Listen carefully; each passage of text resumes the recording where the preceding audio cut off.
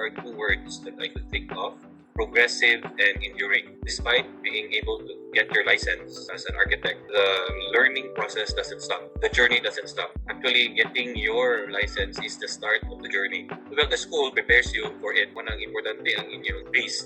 The way you handle character, that's very important. Okay, when you're in the real world, you can't be the best. You need other people to do things with you.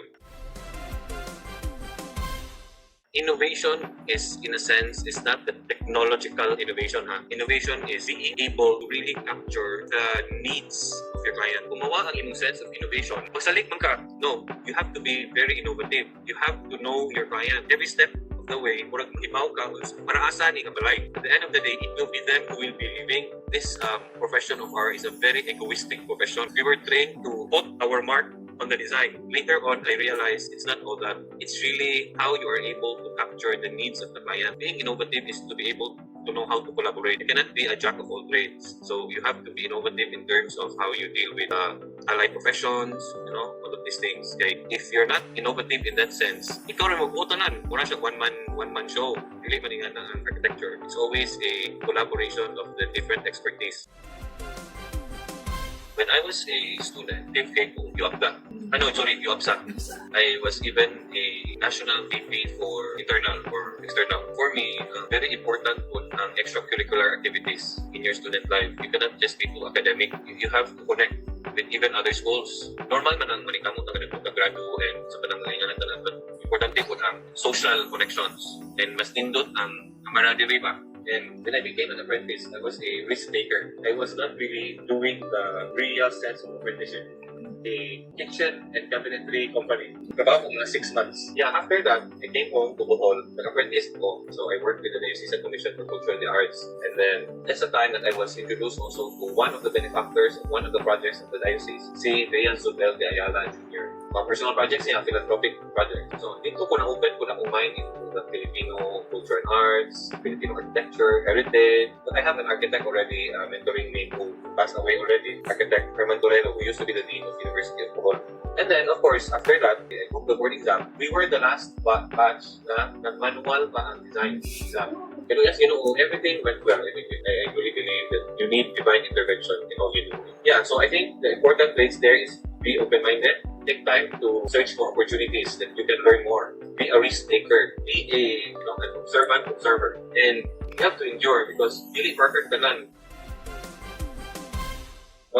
I work with Ayala, di ba? Yes, sir. Pero Oo, sir. so when I ask permission na, pwede ba po mag-practice ko, ingnan you go. No, you work with Ayala Land. Kung siya ingnan ko, no, ma'am. Can you imagine what you're putting me into? At the end of the day, I told her, ma'am, I'll try my luck into Bohol. I think my first project was a renovation of a bedroom, and then bigyan mo na at a third project of a commercial building. I think that all started everything. If I ko, because that was the first time na nagamit ako ang auxilio, I had several downfalls. Feeling ko kailan. Ako feeling I was abused, betrayed, igamit ako, maningalang ka kay itungkod na nila. I thought it's a really respectable practice. No. So you have to earn the respect. Isod kayo. Kinukuloy sa Ginoo karon. But na architects na sa office and 5 ka UGT. Ako katoo na mabot ko sa point ko na ba? I think siguro I earned the respect already for 15 years being in the profession. I was a very observant person. This is on a personal note. The partner that you will have is very important. Pero kung makakili itong partner nga kasabot mo and will support you and vice versa, mas important din ang siya. And so that's really one thing drove me to conduct and practice in the family. The opportunities were here and my partner in life is here. Design process, guided ka sa methodology of design, mapong diagram, matrix. Hindi yun mawag ng kanang itong the creative juice ng picture na siya sunod mo ba? Either mag-una ka floor plan, or ka-una ka 3D, or ka-sketch ka-una. Naghan kayo o approach sa whole design process. Ikaw may maka-discover sa imong way of doing it. So, for me, if residential, ako yung design process na automatically go interview yung mga natagiya. Ang design process is a very interactive process. Hindi siya pwede ikaw rin magbuot. You have to get their inputs to. Di sila may magbuot. Even on the specs sa design. Sa una, typical kay kuha na, ako rin magbuot. Kaya kukunay na. Pero na may Instagram, na may mga app diha. Kaya kung pictures make na, you think gaan sa imong mata, gaan sa imong lugahan, gaan sa imong utok. Ako ni process ana, I will customize it, improvise it according sa atong gi-discuss. So, ako na po itong na-learn the way of doing it. Kaya ang nagpupal may isod, hindi mo man, hindi ka kahit mo sa complete set of plans. And then, what do you think is the most crucial part in your design process? Ang critical yun is the access sa schematics to design development.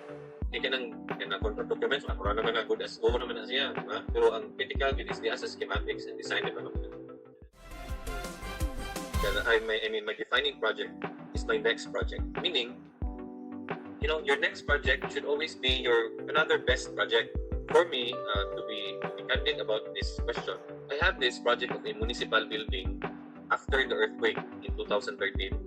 I designed the Katigbian nga municipal building. When I talked to their local government unit, kitagaan ko freedom. Architect, buhati na gud mi nga something nga ika-proud na mo. Sabihan ika bang broad in a sense nga ika-proud, challenging anang ika-proud. And then I realized, based on my research sa tanang mga munisipyo sa Bohol, pagpawag ito ang munisipyo nga nag-integrate o local vernacular architecture into a institutional building. So, I wanted to create that statement ba. So, i-design ko, ako rin murag siya o mura siya karaan nga balay ang dating. Na-awardan siya sa NCCA Haligi ng Dangal because of the integration of local architecture and tropical architecture. I think for me, the total achievement of an architect is komentaryo nga nindot. So, una, and I have to tell you this, G-Works, for you, what's ang meaning of G-Works? Kung apelido man na. I have to say this. You know, in everything that we do, who is working for us? It's only God, sir. Him. For the 2 years that I was studying environmental planning, kaingon ko nga, kung pwede tanang architects mukuha og environmental planning.